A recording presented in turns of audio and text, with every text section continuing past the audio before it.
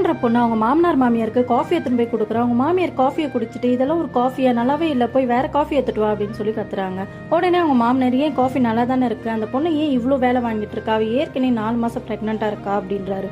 மாமியார்காரி இதை விட என்ன டபுள் மடங்கு கொடுமைப்படுத்தினால பாதியாச்சு நான் பண்ண வேணாமான்னு சொல்லி கேட்குறாங்க. இவங்க தான் இப்படி இருக்காங்க பார்த்தா அவங்க புள்ளக்காரன் அதுக்கு மேலே இருக்காங்க. அந்த பொண்ணுகிட்ட என் ஷர்ட் அயன் பண்ணியா, தண்ணி வச்சியான்னு சொல்லி கத்திட்டு இருக்கான். ஒரு நாள் செக்கப்காக ஹாஸ்பிட்டல் கூப்பிட்டுட்டு போறாங்க. அங்கே போய் டாக்டர் கிட்ட குழந்தை எப்படி இருக்குன்னு கேட்காம பிறக்க போற குழந்தை பொண்ணா பையனான்னு சொல்லிட்டு ஜெண்டரை பத்தி கேட்குறாங்க.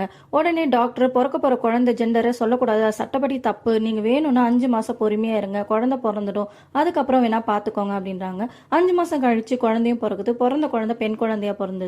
அங்க வந்து அவங்க மாமனார் மாமியார் அவங்க புருஷனும் சரி யாருமே அந்த குழந்தைய தொட்டு கூட பார்க்காம அங்க வந்து அப்படியே கிளம்பிடுறாங்க. இதை பார்த்து அந்த டாக்டர் அந்த பொண்ணுகிட்ட போய் என்ன ஆச்சு, ஏன் உன் ஃபேமிலி இப்படி நடந்துக்கிறாங்கன்னு சொல்லும்போது, என் வீட்டுல என்ன கொடுமைப்படுத்துறாங்க, இது என்னோட 5வது குழந்தை, இது மாதிரி எனக்கு செக்கப் கூப்பிட்டுட்டு போயிட்டு அங்க இருக்கிற டாக்டர் கிட்ட ஜெண்டர் என்ன கேட்டுட்டு எனக்கே தெரியாம 4 தடவை கருக்கலைப்பு செஞ்சுட்டாங்க, இதுவும் இப்ப பெண் குழந்தையா பிறந்துச்சு, இப்ப இதை என்ன செய்வாங்கன்னு எனக்கு பயமா இருக்குன்னு தெரியல அப்படின்னு சொல்றா. உடனே அந்த டாக்டர் அவங்களோட போன் நம்பரை கொடுத்து, எனக்கு ஏதாவது எமர்ஜென்சினா எனக்கு கால் பண்ண அப்படின்னு சொல்லி கொடுக்குறாங்க. இதை பத்தி மேலும் தெரிஞ்சுக்கொள்ள இந்த சேனலை சப்ஸ்கிரைப் பண்ணி ஃபாலோ பண்ணுங்க.